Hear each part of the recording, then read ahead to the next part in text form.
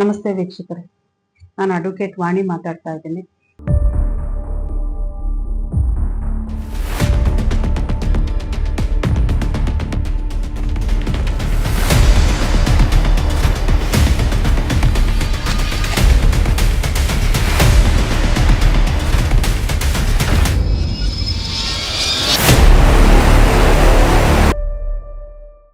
ನಾನು ಕಳೆದ ಸಂಚಿಕೆಯಲ್ಲಿ ಹೇಳಿದೆ, ಮದುವೆ ಆಗಿ ಬಂದಿರುವಂತ ಒಂದು ಹೆಣ್ಣು ತನ್ನ ಗಂಡನ ಮನೆಯಲ್ಲಿ ಯಾವ ರೀತಿ ಸಂಸಾರ ಮಾಡಬೇಕು, ಅತ್ತೆ ಮತ್ತು ಗಂಡನ ಪಾತ್ರ ಏನು ಅನ್ನೋದನ್ನ ತಿಳಿಸಿದ್ದೆ. ಈಗ ಇರುವಂತ ಸಂದರ್ಭದಲ್ಲಿ ಗಂಡ ಮತ್ತು ಹೆಂಡತಿಯ ಪಾತ್ರ ಮುಖ್ಯವಾಗಿ ಕೆಲವೊಂದು ಸಲ ಏನಾಗಿರುತ್ತೆ ಅಂತಂದ್ರೆ ವ್ಯಾಸಂಗಕ್ಕೆ ಸಂಬಂಧಪಟ್ಟಿರೋದು, ಅಂದ್ರೆ ಎಜುಕೇಶನ್. ಇನ್ನೊಂದು ಬಂದು ಇವರಿಬ್ಬರು ತರ್ತಾ ಇರುವಂತ ಒಂದು ಸಂಬಳ ಅಥವಾ ಒಂದು ಸ್ಯಾಲರಿಗೆ ಸಂಬಂಧಪಟ್ಟಿರುವಂತ ಒಂದು ವಿಚಾರಗಳು. ಕೆಲವೊಂದು ಸಂದರ್ಭದಲ್ಲಿ ಈ ವಿಚಾರಗಳನ್ನೇ ಇಟ್ಟುಕೊಂಡು ಎಷ್ಟೋ ಮದುವೆಗಳು ಇವತ್ತು ಡಿಸಾಲ್ವ್ ಆಗಿ ಡೈವರ್ಸಿಗೆ ಬಂದಿರುವಂತ, ವಿವಾಹ ವಿಚ್ಛೇದನಕ್ಕೆ ಬಂದಿರುವಂತ ಕಾರಣಗಳು ಉಂಟು. ಅದರಲ್ಲಿ ಮುಖ್ಯವಾಗಿ ನಾನು ಏನ್ ಹೇಳ್ತೀನಿ ಅಂತಂದ್ರೆ, ನೋಡಿ, ಸಂಸಾರ ಮಾಡ್ಬೇಕಾಗಿರುವಂತ ಮನಸ್ಸಿರ್ಬೇಕು ಮತ್ತು ಗಂಡ ಹೆಂಡತಿ ಒಂದೇ ಸಮಾನ ಮನಸ್ತತ್ವ ಇರುವಂತವ್ರಿರ್ಬೇಕು. ನೋಡಿ, ನಾನು ಹೇಳ್ತೀನಿ, ವಿದ್ಯೆ ಅನ್ನೋದು ಒಂದು ಜ್ಞಾನಾರ್ಜನೆ. ಈಗಿನ ಕಾಲದಲ್ಲಿ ಎಲ್ಲಾ ರಂಗಗಳಲ್ಲೂ ಇವಾಗ ಗಂಡು ಹೆಣ್ಣು ಅಂತ ಯಾವುದೇ ಒಂದು ಭೇದ ಭಾವ ಇಲ್ಲ.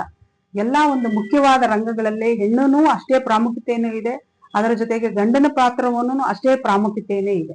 ಹಾಗಾಗಿ ನಾನು ಏನಕ್ಕೆ ಹೇಳಕ್ ಇಷ್ಟಪಡ್ತೀನಿ ಅಂತಂದ್ರೆ, ನಿಮ್ಮ ಎಜುಕೇಶನ್ ಆಗ್ಲಿ, ಇಲ್ಲಿ ನಿಮ್ಮ ತರುವಂತ ಒಂದು ಸ್ಯಾಲರಿ ಮೇಲೆ ಅವಲಂಬನೆ ಇಲ್ಲ.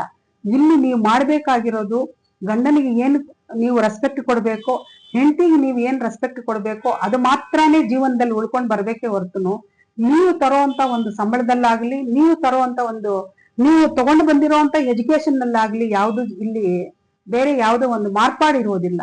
ಇಲ್ಲಿ ಬೇಕಾಗಿರೋದು ಗಂಡ ಹೆಂಡತಿ ಮಧ್ಯದಲ್ಲಿ ಒಂದು ನಂಬಿಕೆ ಇರಬೇಕು. ಖಂಡಿತ ಹಣನೇ ತುಂಬಾ ಪ್ರಾಮುಖ್ಯತೆ.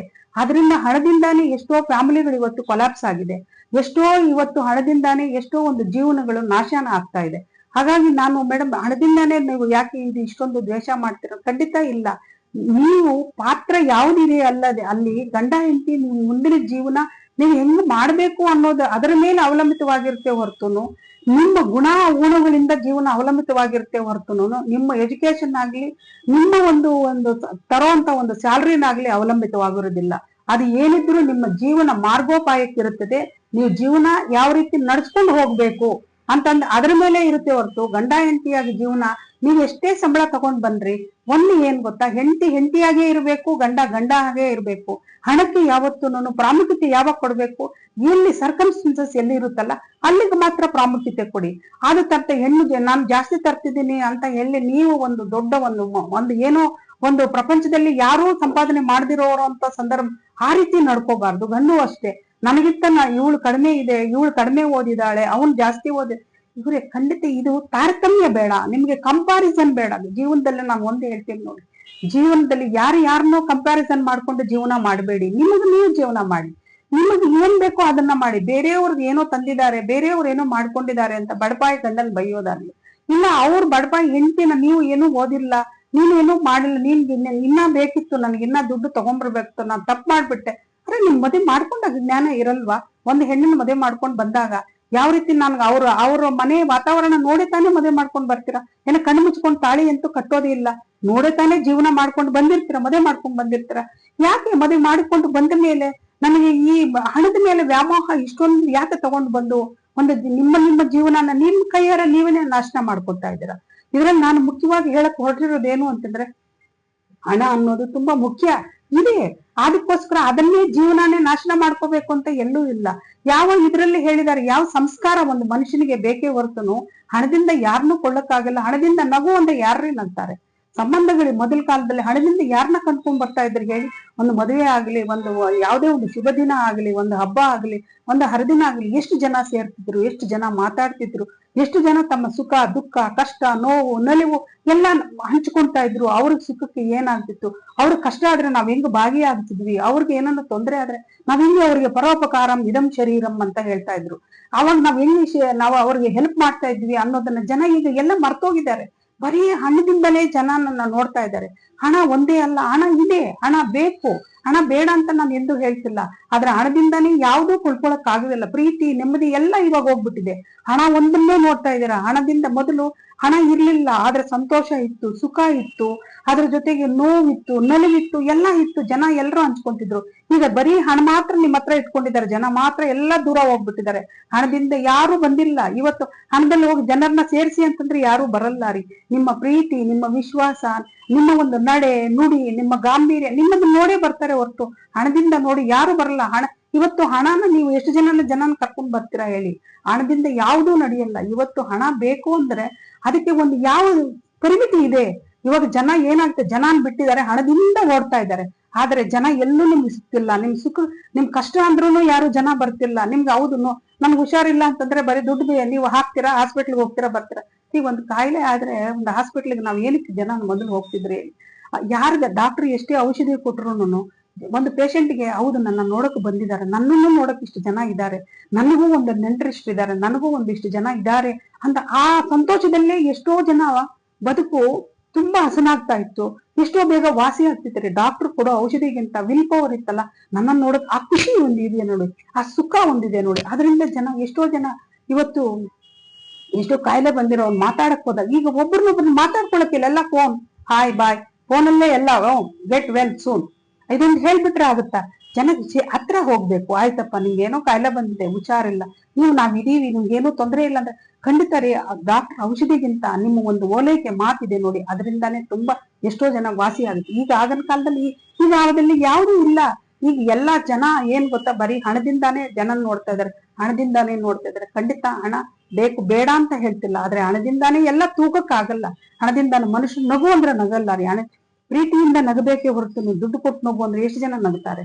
ಹಾಗಾಗಿ ನಾನು ಇವಾಗ ಗಂಡ ಹೆಂಡತಿ ಮಧ್ಯದಲ್ಲಿ ಏನು ಅಂತಂದ್ರೆ, ನೀನು ಸಂಬಳ ಎಷ್ಟು ತರ್ತೀಯ, ನೀನು ಏನ್ ಮಾಡ್ತಿದ್ಯಾ ನಮ್ಗೆ ಹೇಳಲಿಲ್ಲ. ಎಷ್ಟೋ ಜನ ನನ್ನ ಹತ್ರ, ನಾನು ಹೇಳ್ಬಾರ್ದು, ಅವರು ಪರ್ಸನಲ್ ಕೆಲವೆಲ್ಲ ನನ್ನ ಹತ್ರ ಬಂದಾಗ ಏನ್ ಹೇಳ್ತಾರೆ, ಮೇಡಮ್ ನನ್ಗೆ ಅವಳ ಸಂಬಳ ಎಷ್ಟು ಅಂತಾನೆ ಗೊತ್ತಿಲ್ಲ, ಅವಳು ಏನ್ ಮಾಡ್ತಿದ್ದಾಳೆ ಅಂತಾನೆ ಗೊತ್ತಿಲ್ಲ. ಕೆಲವೊಂದ್ಸಲ ಎಷ್ಟೋ ದೂರುಗಳು ಏನ್ ಬಂದಿದೆ, ತನ್ನ ತಂದೆ ತಾಯಿಗೆ ಕೊಟ್ಬಿಟ್ಟಿದ್ದಾಳೆ ಮೇಡಮ್, ನಂಗೆ ಗೊತ್ತೇ ಇಲ್ಲ ಏನ್ ಮಾಡ್ತಿದ್ದಾಳೆ. ಗಂಡ ಹೆಂಡತಿ ಮನಸ್ಸು ಇದರಲ್ಲಿ ಒಂದು ಮುಕ್ತವಾದ ಆಲೋಚನೆ ಇರ್ಬೇಕು ಇವ್ರೆ, ಯಾವುದೇ ಒಂದು ವಿಷಯ. ಯಾಕೆಂದ್ರೆ ಕೆಲವೊಂದು ನಾನು ಎಷ್ಟೋ ಸಲ ನೋಡಿರ್ತೀನಿ, ಒಬ್ರು ಮೊಬೈಲ್ ಒಂದು ಅವ್ರ ಪಾಸ್ವರ್ಡ್ ಗಂಡನ್ ಗೊತ್ತಿರಲ್ಲ, ಹೆಂಡತಿ ಪಾಸ್ವರ್ಡ್ ಗಂಡನ್ ಗೊತ್ತಿಲ್ಲ. ಇಂಥ ಸಂದರ್ಭದಲ್ಲಿ ಎಂತ ಇದು ನಿಮ್ಮ ಗಂಡನ ಹೆಂಡತಿ ಅಂತ ಜೀವನ ಎಲ್ಲಿಂತ ಹೋಗ್ತಿದೆ ಹೇಳಿ, ಎಲ್ಲಿವರೆಗೂ ಅಂತ? ಒಬ್ರು ಪಾಸ್ವರ್ಡ್ ಒಬ್ರಿಗೂ ಮೊಬೈಲ್ಗೆ ಗೊತ್ತಿಲ್ಲ ಅಂತಂದ್ರೆ ಮೊಬೈಲ್ ಎಲ್ಲಿವರೆಗೂ ಇರಬೇಕು? ನಿಮ್ಗೆ ಏನ್ ಬೇಕೋ ಇದಕ್ಕಿಲ್ಲ. ಈಗಿನ ಎಷ್ಟೋ ಜನ ನೀವು ಪೇಪರ್ಗಳಲ್ಲಿ ನ್ಯೂಸ್ಗಳಲ್ಲಿ ನೋಡ್ತಿದ್ರ, ಮೊಬೈಲ್ ಇಂದಾನೆ ಎಷ್ಟೋ ಜನ, ಅದ್ರ ಒಳ್ಳೇದೂನು ಇದೆ, ಕೆಟ್ಟದ್ದೂನು ಇದೆ. ಆದ್ರೆ ಅದ್ರಗಿಂತ ಎಲ್ಲದಕ್ಕಿಂತ ಹೆಚ್ಚಾಗಿ ದುರ್ಬಳಕೆನೇ ಹೆಚ್ಚಾಗ್ತಾ ಇದೆ. ನನ್ನ ಹೆಂಡತಿ ತುಂಬಾ ಮೊಬೈಲ್ ಅಲ್ಲೇ ನೋಡ್ತಿರ್ತಾರೆ, ನನ್ ಜೊತೆಗೆ ಮಾತಾಡೋದೇ ಇಲ್ಲ. ಇನ್ನೊಂದ್ಸಲ ಹೆಂಡತಿ ಹೇಳ್ತಾರೆ, ನನ್ ಗಂಡ ಮೊಬೈಲ್ ಅಲ್ಲೇ ಇರ್ತಾನೆ, ನನ್ಗೆ ಸ್ಪೇಸೇ ಇಲ್ಲ, ನನ್ಗೆ ಟೈಮು ಇಲ್ಲ ನನ್ನ ಜೊತೆಗೆ ಸ್ಪೆಂಡ್ ಮಾಡೋದು. ಮನೆಗೆ ಬಂದಾಗ ಮನೆ ವ್ಯವಹಾರದಲ್ಲಿ ಮಾಡಿ, ಕೆಲ್ಸಕ್ಕೆ ಹೋದಾಗ ಕೆಲಸದ ಜೀವನದಲ್ಲಿ ಮಾಡಿ, ಮಕ್ಕಳ ಜೊತೆಗಿದ್ದಾಗ ಮಕ್ಕಳ ಜೊತೆಲಿ ಇರಿ, ತಂದೆ ತಾಯಿ ಜೊತೆಗಿದ್ದಾಗ ತಂದೆ ತಾಯಿ ಮಾತಾಡಿ. ಅವ್ರ ಕಷ್ಟ ಏನು, ಅವ್ರ ಸುಖ ಏನು, ಅವ್ರಿಗೆ ಏನ್ ಬೇಕು ಏನ್ ಬೇಡ ಅಂತ. ಕೆಲವರು ಎಷ್ಟೋ ಜನ ನಾನ್ ನೋಡಿದ್ರೆ, ಗಂಡ ಹೆಂಡತಿ ತನ್ನ ತಂದೆ ತಾಯಿಗೆ ದುಡ್ಡು ಕೊಟ್ಬಿಟ್ಟು ಕಳ್ಸಿಬಿಡ್ತಾರೆ. ಅದಕ್ಕೇನು, ಅರೆ ಮಗನ ಪ್ರೀತಿ ಎಲ್ಲಿದೆ ಇಲ್ಲಿ? ಅಲ್ಲಿ ಅತ್ತೆ ಪ್ರೀತಿ ಎಲ್ಲಿದೆ? ಸೊಸೆ ಪ್ರೀತಿ ಎಲ್ಲಿದೆ? ಮೊಮ್ಮಕ್ಕಳ ಪ್ರೀತಿ ಎಲ್ಲಿದೆ? ಎಲ್ಲಾನು ಮಾಯ ಆಗ್ತಾ ಇದೆ ದುಡ್ಡಿನಿಂದ. ನಾನು ಈಗಿನ ಕಾಲದಲ್ಲಿ, ಈಗಿನ ಬರ್ತಾ ಇರೋ ಒಂದು ಟ್ರೆಂಡ್ ಅಲ್ಲಿ ಏನಿದೆ, ನೀವು ಏನೇ ಸಂಬಳ ತಗೊಂಡ್ ಬನ್ನಿ, ನಿಮ್ಮ ಸ್ಯಾಲ್ರಿ ಇಲ್ಲಿ ಮುಖ್ಯ ಅಲ್ಲ. ಗಂಡ ಹೆಂಡತಿಯಾಗಿ ಜೀವನ ಹೆಂಗ್ ಮಾಡ್ಬೇಕು ಅನ್ನೋದನ್ನು ಮುಖ್ಯ. ದುಡ್ಡುನು ಮುಖ್ಯನೇ ಇಲ್ಲ ಅಂದಿಲ್ಲ, ಆದ್ರೆ ಆ ದುಡ್ಡನ್ನು ಎಲ್ಲಿ ಬಳಕೆ ಆಗಬೇಕು ಅನ್ನೋದು ತುಂಬಾ ಮುಖ್ಯ ಆಗಿದೆ. ಇವಾಗ ಎಷ್ಟೋ ಸಲ ಸಾಲ ಮಾಡ್ಕೊಂಡಿರ್ತಾರೆ, ಗಂಡನ್ಗೆ ಮದುವೆ ಆದ್ಮೇಲೆ ಹೇಳಿರಲ್ಲ, ಇಲ್ಲ ಗಂಡ ಸಾಲ ಮಾಡ್ತಾನೆ, ಹೆಂಡತಿಯಾಗಿ ಹೇಳಿರೋದಿಲ್ಲ. ಹಾಗಾಗಿ ನಾನು ಏನ್ ಹೇಳ್ತಾ ಇದ್ದೀನಿ, ಯಾವುದೇ ಒಂದು ವಿಚಾರ, ದುಡ್ಡಿನ ವಿಚಾರ ಬಂದಾಗ ಗಂಡ ಹೆಂಡತಿದಲ್ಲಿ ಮುಕ್ತವಾಗಿ ಜೀವನ ಮಾಡ್ಬೇಕು. ಮುಕ್ತವಾಗಿ ಏನೇ ವ್ಯವಹಾರ ಮಾಡಿದ್ರು ಗಂಡ ಹೆಂಡತಿಗೆ ಗೊತ್ತಿರ್ಬೇಕು, ಹೆಂಡತಿ ವ್ಯವಹಾರ ಗಂಡನಿಗೆ ಗೊತ್ತಿರ್ಬೇಕು. ಈ ವ್ಯವಹಾರದಲ್ಲಿ ಯಾವತ್ತು ಒಂದು ನೀವು ಮರಮಾಚ್ತಿರೋ, ಇದನ್ನ ಎಲ್ಲಿವರೆಗೂ ಹೋಗುತ್ತೆ ಅಂದ್ರೆ ನಿಮ್ಮ ವಿಚ್ಛೇದನದವರೆಗೆ. ಈ ಸಂಬಂಧಗಳು ಹಾಳಾಗೋದಿಕ್ಕೆ ದುಡ್ಡಿನಿಂದಾನೇ ಎಲ್ಲಾನು ಆಗುತ್ತೆ. ಹಾಗಾಗಿ ನಾನು ವೀಕ್ಷಕರಲ್ಲಿ ನಿಮ್ಮ ಮನವಿ ಒಂದು ಮಾಡ್ಕೊಂತೀನಿ, ಏನೇ ಒಂದು ವ್ಯವಹಾರ, ದುಡ್ಡಿನ ವ್ಯವಹಾರ ಆಗ್ಲಿ, ಏನೇ ಒಂದು ವ್ಯವಹಾರ ಆಗಲಿ, ಗಂಡ ಹೆಂಡತಿಗೆ ಯಾವತ್ತೂ, ಯಾವುದೇ ಗಂಡನ ಹೆಂಡತಿಗೆ ಯಾವತ್ತು ಮರಮಾಚಿ ಇಲ್ದಿರ ಎಲ್ಲಾ ವಿಚಾರನ ಗಂಡನ ಹತ್ರ, ಮನೆಯವ್ರ ಹತ್ರ, ಪರಿವಾರದವ್ರ ಹತ್ರ ನೀವು ಶೇರ್ ಮಾಡ್ಕೊಂಡ್ರಿ, ಕಷ್ಟ ಆಗ್ಲಿ ನಷ್ಟ ಆಗ್ಲಿ ಅದಕ್ಕೆ ಸೊಲ್ಯೂಷನ್ ಅನ್ನೋರು ನಮ್ಮನೆಯವರೇ ಕೊಡ್ಬೇಕೆ ಹೊರತು ಇದರಲ್ಲಿ ಬೇರೆಯವ್ರು ಯಾರು ಕೊಡಕ್ಕೆ ಸಾಧ್ಯ ಇಲ್ಲ. ಹಾಗಾಗಿ ನಾನು ಹೊಸದಾಗಿ ಮದುವೆ ಆಗಿರೋರು ಒಂದು ಗಂಡ ಹೆಂಡತಿಗೆ ಮುಖ್ಯವಾಗಿ ನಿಮ್ಮ ಸ್ಯಾಲ್ರಿ ಆಗ್ಲಿ, ನಿಮ್ಮ ಎಜುಕೇಶನ್ ಆಗ್ಲಿ, ನಿಮ್ಮ ವ್ಯವಹಾರ ಆಗ್ಲಿ, ಅದು ಓನ್ಲಿ ಫಾರ್ ನಿಮ್ಮ ಜೀವನ ಪಾಯಕ್ಕೆ ಹೊರತು ಗಂಡ ಹೆಂಡತಿ ಜೀವನ ಮಾಡ್ಬೇಕಂದ್ರೆ ಮುಕ್ತವಾಗಿರ್ಬೇಕು. ಓಪನ್ ನಿಮ್ಗೆ ಯಾವುದೇ ಒಂದಿದ್ರು ಓಪನ್ ಸೀಕ್ರೆಟ್ ಗಂಡ ಹೆಂಡತಿಲಿರ್ಬೇಕು. ಆವತ್ತೇನೆ ನಿಮ್ಗೆ ಎಲ್ಲಾ ಜೀವನದಲ್ಲಿ ಮುಂದುವರ್ಸ್ಕೊಂಡು ಹೋಗೋಕೆ ಅನುಕೂಲ ಆಗುತ್ತೆ. ನಮಸ್ತೆ.